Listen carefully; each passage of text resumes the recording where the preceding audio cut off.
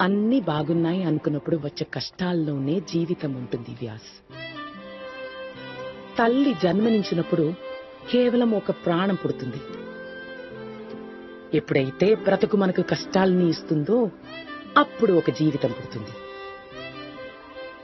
ఆ కష్టాల్ని ఎదుర్కొని నిల్చున్నప్పుడు అప్పుడు ఒక కథ పుడుతుంది.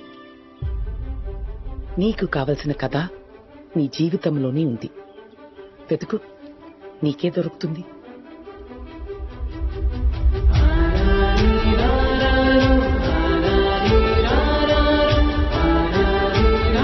కొన్ని కథలు జీవితాలుగా మారుతాయి, కొందరి జీవితాలే కథలుగా మారుతాయి.